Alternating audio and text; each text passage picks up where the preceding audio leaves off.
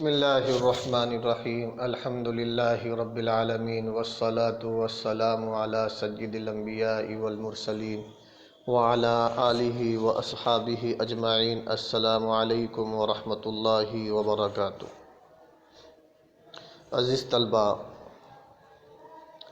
آج ہم درس نمبر 133 کا آغاز کر رہے ہیں۔ دیکھیے اسکرین پر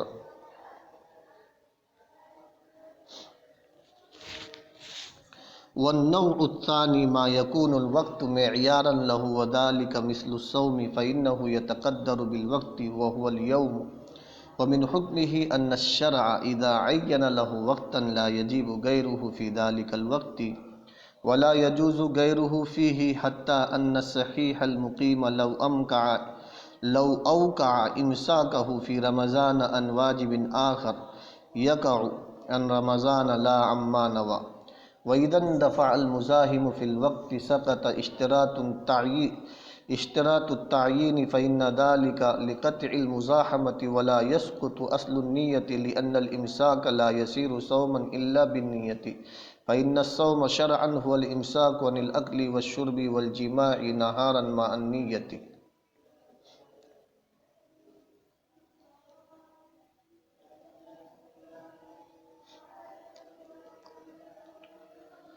عزیز طلبہ،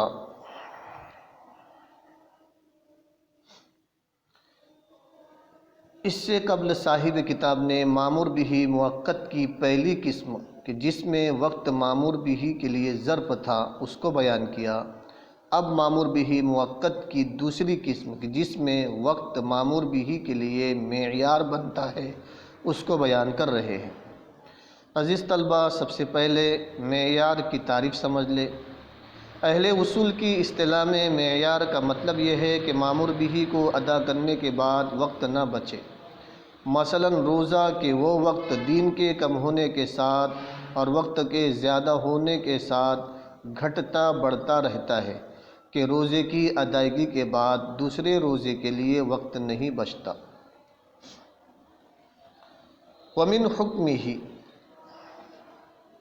ان الشرع اذا عین له وقتا لا يجب غیره في ذلك الوقت ولا يجوز اداء غیره فیہ۔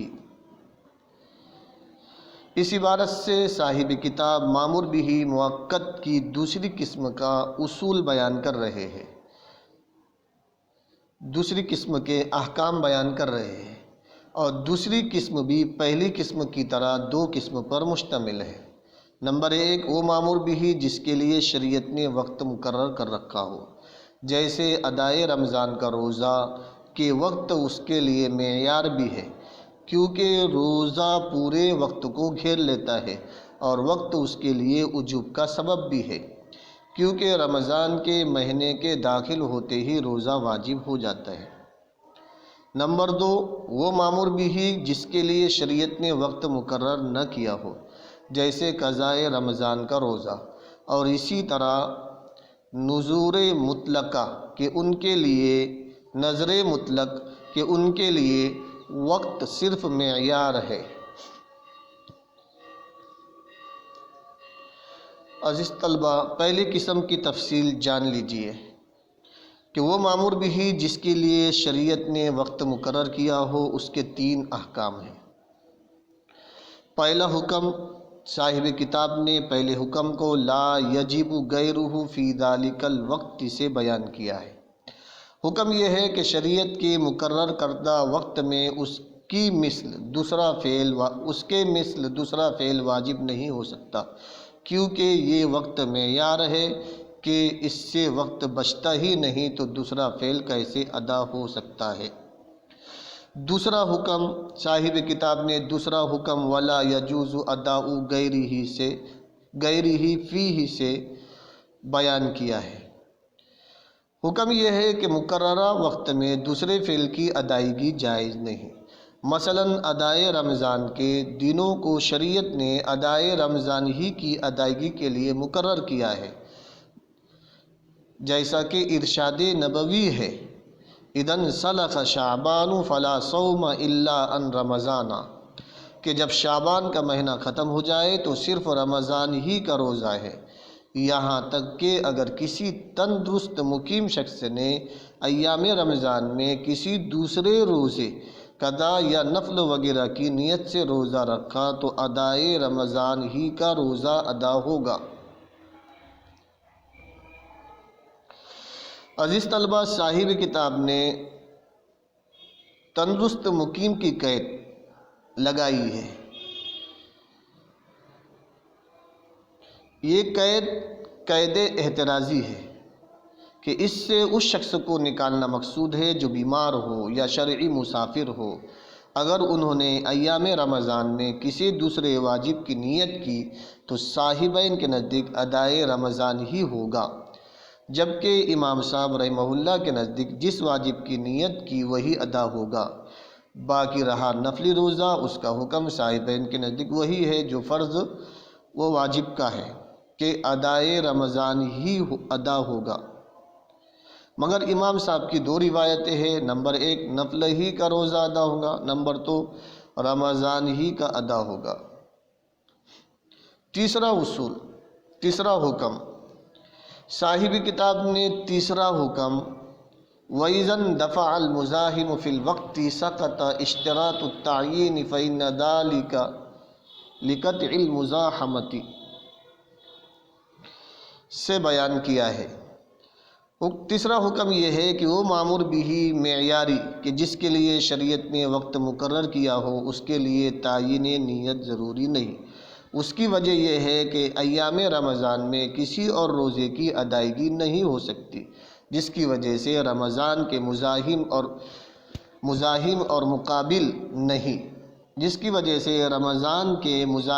مقابل نہیں، رمضان کے دنوں میں بھیڑ بھاڑ نہیں، اور تعیین نیت کی ضرورت وہاں پڑتی ہے جہاں مزاحمت ہو، بھیڑ بھاڑ موجود ہو، لہٰذا تعیین نیت ضروری نہیں، مگر نفس نیت ضروری ہوگی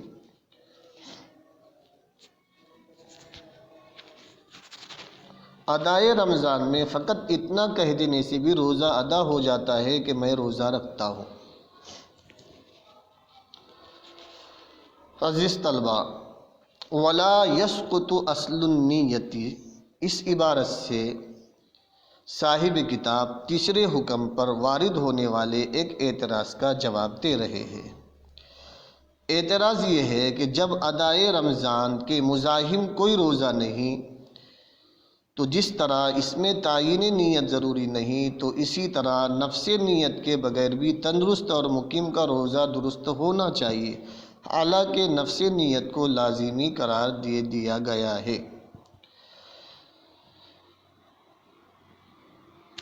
اس اعتراض کا جواب صاحب کتاب نے وَلَا يَسْقُطُ أَصْلُ النِّيَّةِ سے دیا ہے۔ وَلَا يَسْقُطُ أَصْلُ النِّيَّةِ سے جواب اس طرح دیا ہے کہ ادائے رمضان میں مزاحم کے نہ ہونے کی وجہ سے اگرچہ تعیین نیت کی ضرورت نہیں، لیکن اس سے نفس نیت ساقط نہ ہوگی۔ اتنی نیت کرنا ضروری ہے کہ میں روزہ رکھتا ہوں۔ اس کی وجہ یہ ہے کہ روزہ عبادات مقصودہ میں سے ہے، اور شریعت میں روزہ محض مفطرات ثلاثہ، کھانا پینا اور جماع سے رکنے کا نام نہیں، بلکہ روزے کی نیت کے ساتھ صبح صادق سے لے کر غروب آفتاب تک ان تین چیزوں سے رکنے کا نام روزہ ہے۔ روزہ عبادت ہے، اور عبادت میں اخلاص اسی وقت ہوگا کہ جب اس کو نیت و قصد سے ادا کیا جائے، کیونکہ بعض اوقات انسان بطور عادت کھانے پینے اور جماع سے رکا رہتا ہے، یہ رکنا عبادت نہیں ہوگا، لہذا عادت اور عبادت کے درمیان فرق کرنے کے لیے فرق امتیاز نیت ہی ہے۔ خلاصہ یہ ہے کہ نفس نیت عبادت کی بنیاد اور جڑ ہے جو کسی حالت میں ساقط نہ ہوگی۔ عزیز طلبہ، عزم، نیت اور قصد ان تینوں میں فرق جان لے۔ ویسے تو ان تینوں کا اطلاق نفس ارادے پر ہوتا ہے، مگر ان تینوں میں ایک وجہ سے فرق یہ ہے کہ عزم فعل سے پہلے اور قصد فعل کے ساتھ، جبکہ نیت فعل کے ساتھ ساتھ مطلوبہ چیز کے ساتھ بھی ملی ہوتی ہے۔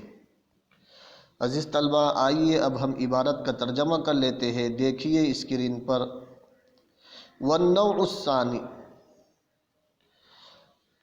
مامور بھی مقید بالوقت کی دوسری قسم یہ ہے کہ وقت مامور بھی کے لیے معیار ہو۔ وذالک مثل الصوم، اور اس کی مثال روزہ ہے، کیونکہ روزہ وقت کے ساتھ مقدر ہے اور وہ وقت دین ہے، کیونکہ روزہ وقت کے ساتھ متعین ہے اور وہ وقت دین ہے۔ ومن حکمہ، اور روزے کے حکم میں سے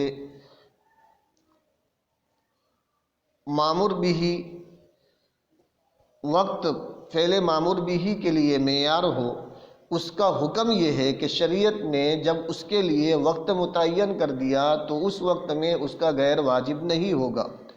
ولا یجوز اداء غیرہ فیہ، اور اس وقت میں اس کے غیر کا ادا کرنا جائز نہیں ہوگا۔ یہی وجہ ہے کہ صحیح تندرست مقیم آدمی اگر رمضان میں دوسرے واجب روزہ رکھے تو یقع عن رمضان، رمضان ہی کا روزہ ادا ہوگا، وہ روزہ ادا نہیں ہوگا جس کی اس نے نیت کی۔ وَإِذَا اندفع المزاحم، جب وقت میں مزاحم اور مقابل ختم ہو گیا تو تعین نیت کی شرط بھی ساقط ہوگی، کیونکہ تعین نیت کی شرط مزاحمت اور بھیڑ بھاڑ کو ختم کرنے کے لیے تھی، مگر اصل نیت ختم نہیں ساقط نہیں ہوگی، اس لیے کہ روزہ نیت ہی کے ساتھ، اس لیے کہ کھانے پینے جماع سے رکنا نیت ہی کے ساتھ شرعاً روزہ بنتا ہے، کیونکہ شرعاً روزہ دن میں نیت کے ساتھ کھانے پینے اور جماع سے رکنے کا نام ہے۔ عزیز طلبہ، امید ہے کہ آپ لوگ سمجھ گئے ہوگے۔ والسلام علیکم ورحمۃ اللہ وبرکاتہ۔ السلام عليكم، لا تنسوا الاعجاب بالفيديو والاشتراك في القناة تشجيعا لنا لنستمر بنشر المزيد إن شاء الله.